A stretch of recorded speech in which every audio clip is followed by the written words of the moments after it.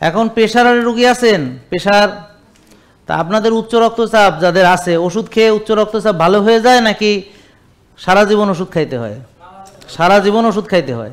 এখন কেন ভালো হয়ে যায় না এটা কি আপনারা জানেন?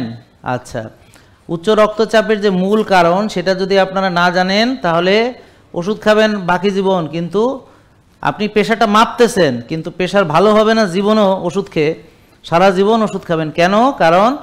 কারণটা কি কারণে রোগীটা হয়েছে সেটা আমি জানি না। প্রেশার কি এমনি এমনি হয়ে যায়? কেন হয়? টেনশনে প্রেশার বাড়তে পারে।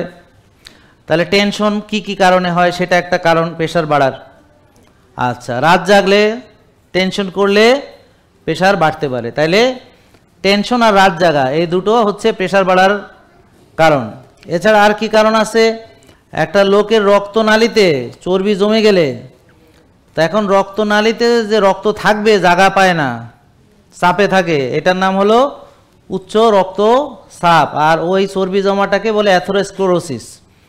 এখন প্রশ্ন হলো চর্বি জমে কেন? জমে এই কারণে যে আমরা যা খাই সেটাকে ব্যবহার করি না, এছাড়া টেনশন করি, রাত জাগে, নিজের যত্ন নেই না, তারপর রক্ত চলাচল নেই, কারণ আমরা রক্ত চলাচলের জন্যে রাস্তাঘাট বন্ধ করে থুইছি চর্বি দিয়ে, আর আমরা ব্যায়ামও করি না সঠিকভাবে রক্ত চলাচলের জন্যে।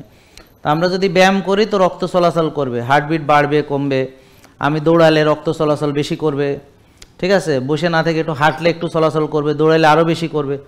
হ্যাঁ, তো আমরা যখন জিম করি, এই যে জিম করে আসলাম, তো এই যে প্রেশার দিলাম, এখানে যেখানে মাসেলটাতে প্রেশার দিই ওই জায়গাটা গরম হয়ে যায়, অনেক রক্ত আসে। হ্যাঁ, কী ব্যাপার, এখানে কেন চাপ পড়তেছে দেখতে আসে সবাই মিলে, তারপরে এটাকে ডেভেলপ করবে, এটাকে আমার পরবর্তীতে মাসেলের গঠন হবে, শক্তি হবে, এনার্জি হবে, স্ট্রেংথ হবে। হ্যাঁ, এই জিনিসটা তৈরি করতে হবে, তাকে কাজ দিতে হবে। তো সে যত কঠোর পরিশ্রম করবে সে তত শক্তিশালী হিসেবে বেড়ে উঠবে।